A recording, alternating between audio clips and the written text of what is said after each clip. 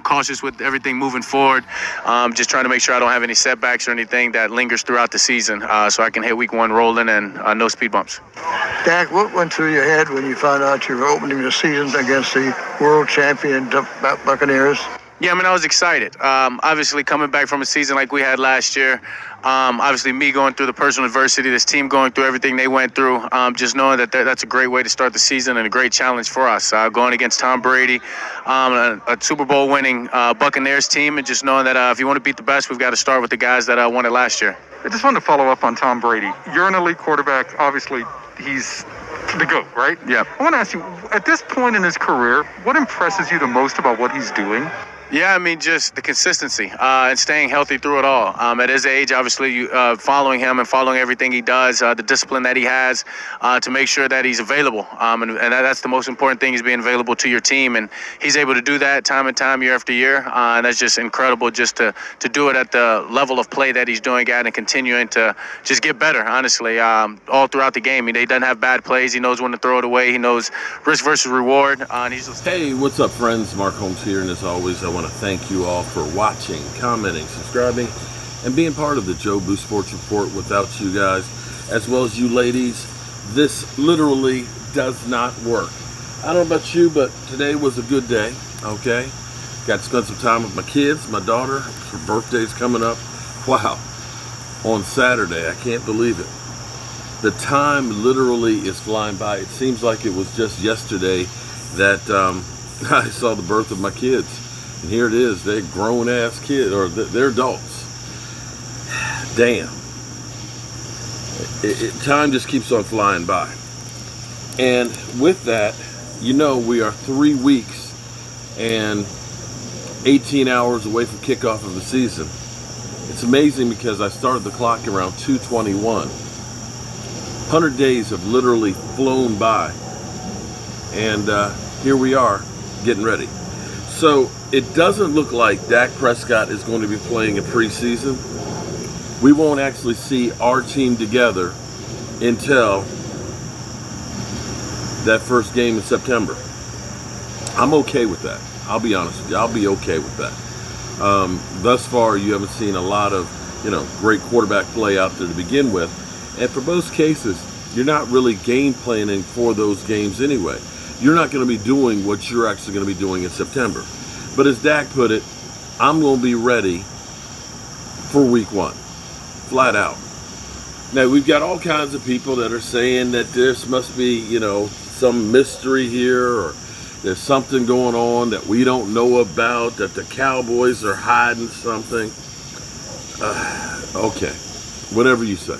Whatever you say. I'm just kind of done with it. Dak is fine. The Cowboys will be fine.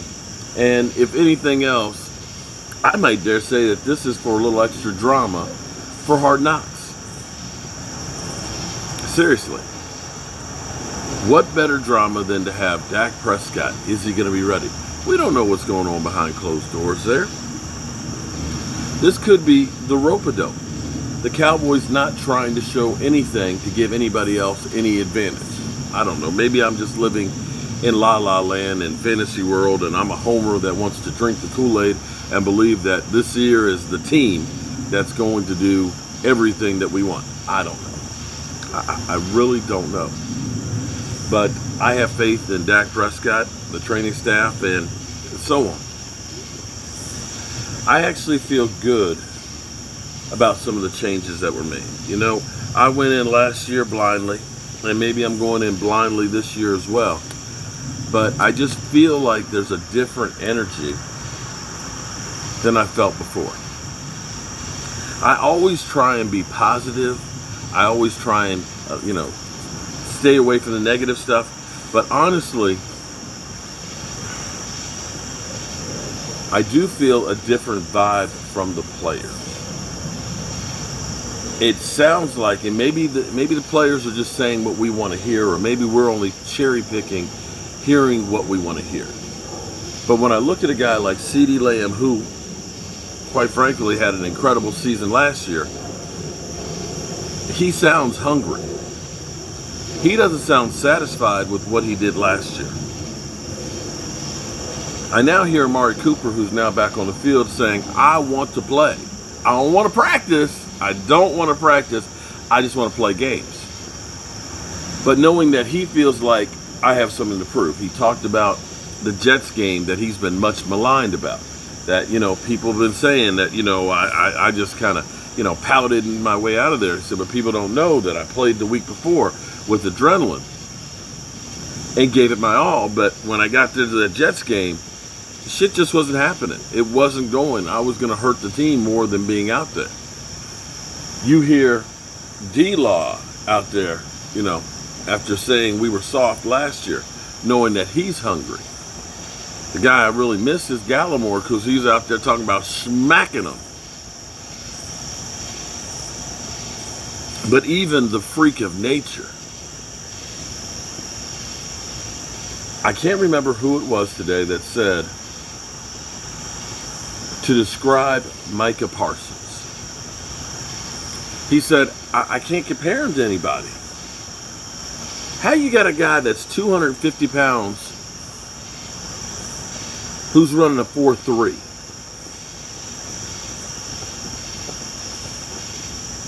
That's fucking amazing. Excuse my language. 250 pounds running a 4.3? That's scary.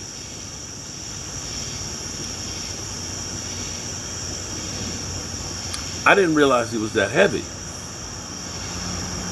I ran a 4.6 back in the day at 220, and I thought I was moving. 4.3? Come on. Now maybe that's exaggeration, but I'm not sure it's a 4.3. If it is, Lord help the quarterbacks out there, because this will be the rebirth of Lawrence Taylor. To have a guy like that can rush the passer. It still amazes me that where we were a few months ago, just a few months ago, we were saying in our head, hey, our defensive line's not too bad. We got Malik Collins. He started out playing pretty well last year till he got hurt. He's coming back. We have gotten so much better that he's going to get cut. A guy a few months ago that we thought was going to be penciled in as a starter if he could get healthy probably will not be on this team. And that says a lot for the change in players that we've added to the roster.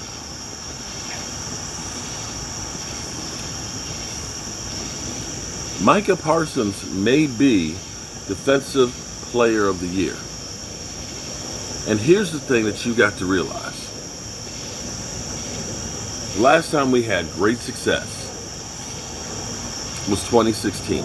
Okay, and that wasn't great success, but it was 13-3. We came, close to beating that bad. Dak Prescott, in his first playoff game, threw for 304 yards and 3 TDs. And it was Aaron Rodgers getting a miracle play. Mind you that they were holding Roz. Check the tape, Roz. On that pass play, there were 2 holds in there that weren't called. 2. And yes, tonight, Roz, I am talking to you, Roz. You and your it wasn't a catch shit. You know it was a catch. I'm not playing with you, Roz. I'm not playing with you. You're cute and everything on TikTok and all that, but I ain't playing with you. You know Aaron Rodgers got a break on that one because the Cowboys never do. Anyway, that season, we got so much help from the rookies. Dak Prescott, 4th round pick. Zeke Elliott, 1st round pick. Malik Collins, 3rd round pick. Anthony Brown, like a 4th or 5th round pick. We got contributing minutes from all of these guys that helped make that team great. This could be a deja vu moment for that draft, because what you have to look at, if the draft is to be a success, in my mind, now maybe others have different formulas, but your 1st round pick needs to be an impact player, a guy who's a day 1 starter that makes a difference. By the looks of it, it looks like you got that in Micah Parsons. Next thing, you need another starter. Well, maybe Kellen Joseph is that second starter right there. You might end up getting a second one in Jabril Cox. It may be a little early. But you might. You need to get a role player, which could be Jabril Cox. It could be Nahshon Wright. And if you get a special team standout, you're good. Could be Semi. If we get those things right there from this draft that helps this team, this is a playoff team, flat out. No ifs, ands, or buts about it. The Cowboys have increased their talent on this roster. And I feel really happy about it. I wish Dak didn't have this strain going on or whatever's going on, that we didn't have the mystery and all that. I wish he was out there every day practicing, but you know what? It is what it is. Well, tomorrow's Thirsty Thursday, and the next day is Friday for our live stream, and then Saturday, the game against the Texans. Season's coming fast, y'all, but at least I got the DirecTV hooked up now. So we've got that going for us. So with that being said, I'm going to turn out the lights. I think I got the situation working out okay out here now with my regular lights and the floodlights and all that. If not, I'll work on it tomorrow. In the meantime, I'll see you guys tomorrow.